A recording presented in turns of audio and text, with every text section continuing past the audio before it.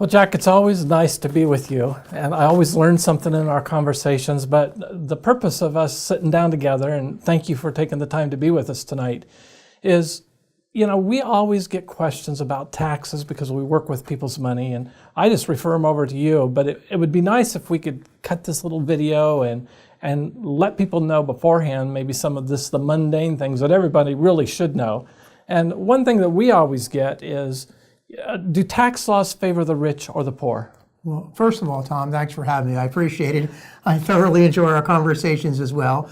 And interestingly enough, I get some of the same questions from clients as well. And to answer your question, I have to answer it in two ways. Okay. Number one, the tax laws are the same for everybody. I think the difference is, and I think this is where people feel the difference, is how the IRS administers the law and who you have representing you to defend you when it comes to the tax law. And I think that's where the big difference is. So, yeah, little corporations have the same corporate tax laws as big corporations, and individual tax laws are the same, whether you're poor or you're rich. But clearly, and I don't know that it's done intentionally, but clearly there's a difference, I think, in people's perception as to how the laws are and how they're treated under the law based on how they are personally treated by the IRS and their dealings with the IRS. And I think that's where most of the pain comes in. So if I heard you right, I heard two words. Number one, how the IRS administers the law, and that means they might not administer it the same to everybody? Well, in theory, they would tell you that they do, but in reality, they really don't. And that's why you need good representation. That is absolutely correct, because when you are trying to represent yourself against the IRS, you're just not on the same level playing field. They do this every single day. They know the laws, they know the rules, and you don't. And so, most people, they'll come back from, trying to represent themselves, and they'll say, well, the IRS said this is the law, or this is their interpretation of the law. And the problem is, it is their interpretation of the law. The Internal Revenue Code is a very large volume, and the regulations are large volumes, and the rules could fill up volumes of books. And so there is the tax law that's the same for everybody. But then the next question is how is the law administered, and who's the one who's interpreting the law? You can take the same one law and have the IRS interpret it one way and have taxpayers interpret it a different way. Well, that's one of the reasons that we refer everyone over to you, Jack, is because you've had 33 years plus with the IRS, and you were an auditor, and you do know how the IRS thinks. I like to think I do. And sometimes that hurts my little brain to think how they think. But nevertheless, all those years there clearly, I think, give me a major advantage over other CPAs, in that I worked on the other side of the table. So another question that we always get is, should I incorporate? Should I become a company? Should I be in a partnership? And from a tax standpoint, what is the difference of me just filing like a sole proprietor, just me individually, or being a partner, or being a corporation, or being like an LLC? Well, okay, let's go back a little bit. Back in the day, long before we became such a litigious society, people would incorporate their businesses because they were worried about what happens if I go bankrupt or I don't do well in business. I don't want to lose my personal assets. Now, today, of course, we do live in a litigious society. So first of all, people who are going to be in business should incorporate for liability reasons alone, meaning that, if they make a bad business decision and get sued, it's one thing to have your corporation lose a lawsuit, but at the end of the day, you don't want to take a chance on losing your personal assets. So that's one big reason for incorporating. The other reason, and you actually started to ask in your question, is that for tax reasons, corporations actually do get a better break on taxes. That is just categorically the truth. There's a lot of things that you can do with corporations that you could not do if you filed as an individual. The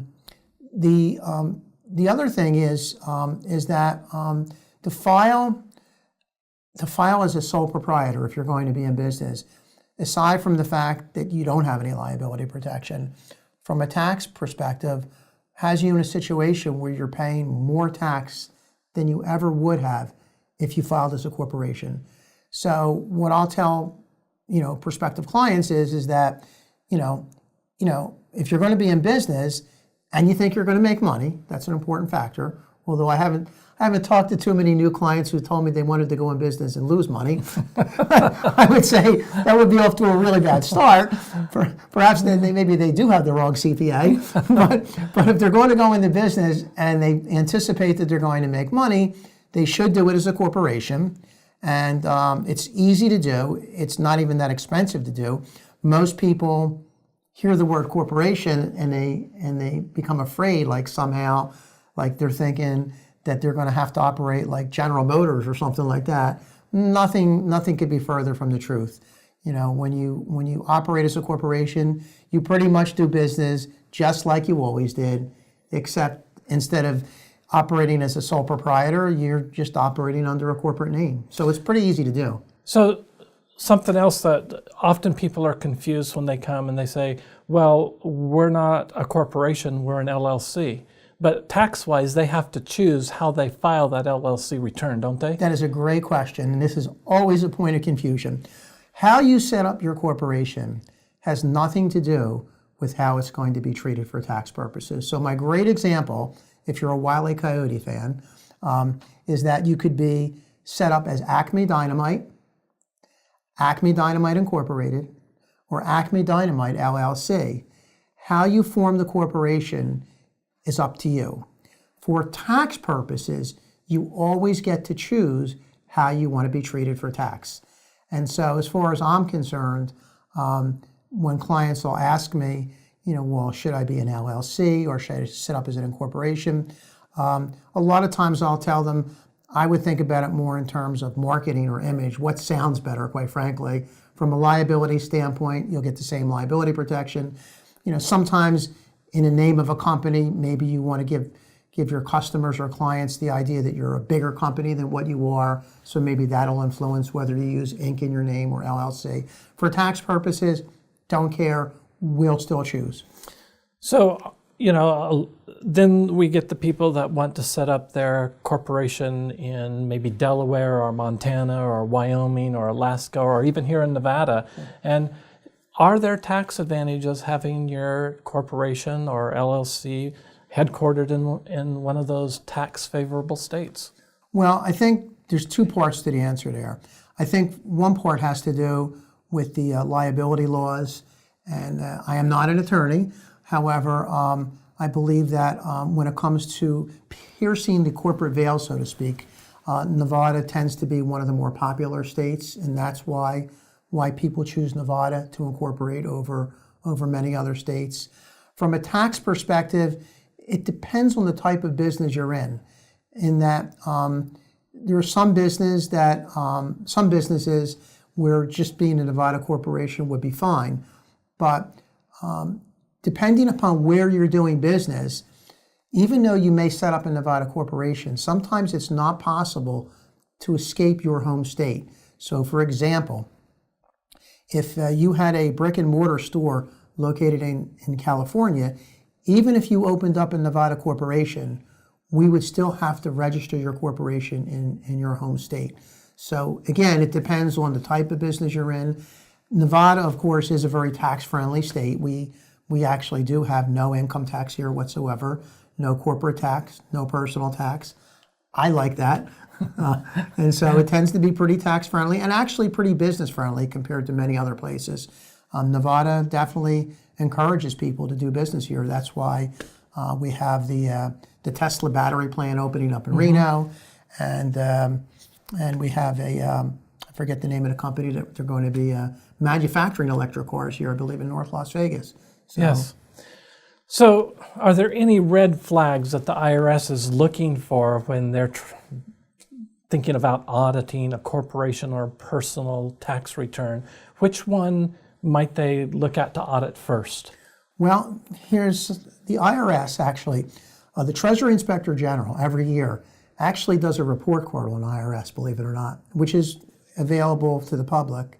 And if somebody wants to look at the report, we could easily send it to them. But basically, they do a report card on IRS every year.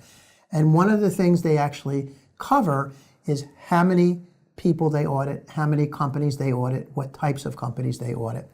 And there's actually a statistic in there that's been pretty consistent over the last 15 years. When it comes to corporate tax returns, the statistical audit rate for that is whether you file a partnership return, a subchapter S return, or a C corporate return. The audit selection rate runs about 0.5% of all the returns that are filed. A very, very, very low percentage. And quite frankly, with the IRS staffing issues these days, probably will get lower before it gets higher. Conversely, you have probably, depending upon your income, you conceivably could have a greater chance of having your personal return audited than a corporate return. So if you were in business as a sole proprietor and you had a pretty decently sized business, I would argue you're far more likely to have that return audited as a sole proprietor than you would if you filed it as a corporate return. Well, that sounds like it's a significant enough difference that it's worth filing the papers and doing the paperwork just to be the corporation. Absolutely. Plus, you get that a little bit of liability insurance because of the corporate veil. You're absolutely right. I mean, when you look at all three factors, it becomes literally a no-brainer. Why wouldn't you want to do this? You have liability protection. You ultimately pay less tax. You have far less chance of getting audited. Look at it like audit insurance, if you want to call it that. And it's a no-brainer. Well, Jack, thank you again for being with us. And, we're going to have to come back at another time maybe and talk about why is it important that you have a corporation that you own and control if you own life insurance, and what tax advantage might that give you? And we'll talk about that another time if you're willing to come back with us. Always willing to talk with you, Tom. Okay. Well, great. Well, again, thank you, Jack, for being here. And we're excited about the fact that you're sharing your time with our people. I know they're going to benefit greatly from it. And thank you so much. You're welcome.